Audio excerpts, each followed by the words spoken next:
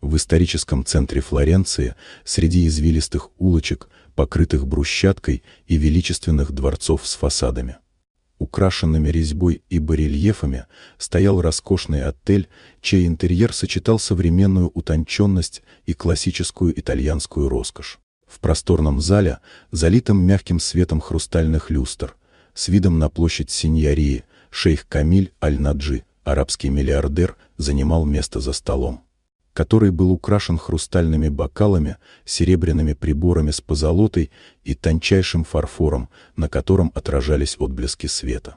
В воздухе витал аромат свежих цветов из массивных ваз, а тихие, почти незаметные звуки классической музыки из оркестровой установки создавали ощущение легкости и изысканности.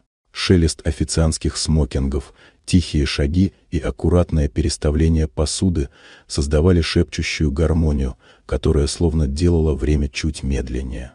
Анжела, молодая официантка с ясным, решительным взглядом и мягким итальянским акцентом, подошла к столику с блокнотом и ручкой.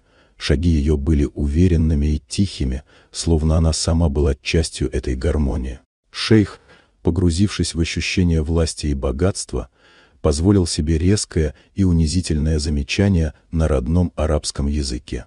Его слова звучали как холодный удар, пробегающий сквозь мягкую атмосферу зала. На мгновение Анжела почувствовала удивление и легкую тревогу, но ее внутренний стержень не позволил растеряться.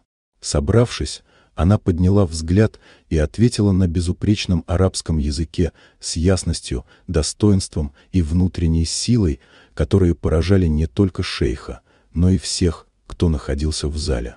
На несколько секунд время словно остановилось. Звучание музыки и шелест шагов стали приглушенными, и каждый взгляд устремился на них, словно ощущая напряжение и внезапное равновесие сил. Камиль замер, впервые осознав, что перед ним стоит человек, чье профессиональное мастерство и внутреннее достоинство не подвластны ни деньгам, ни положению.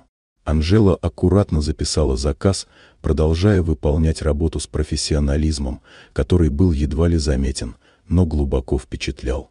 Атмосфера постепенно вернулась к привычному ритму: звон бокалов, тихие шаги, музыка снова обрела плавное течение. Но в ее глазах горел тихий, уверенный огонь уважения к самой себе, чувство силы и достоинства, которое не требовало внешнего подтверждения. Шейх же впервые за долгие годы ощутил вкус неожиданного урока смирения, урока, который пришел к нему в сердце Италии, среди искусства, красоты и гармонии, наполненной историей Флоренции. Это было мгновение, когда богатство и власть столкнулись с человеческой гордостью и профессионализмом. И именно это столкновение оставило в душе шейха след, который не исчезнет. Вот такая удивительная история. Дорогие друзья, если вам понравилось видео, поставьте лайк, а также подписывайтесь на канал, впереди еще много интересного.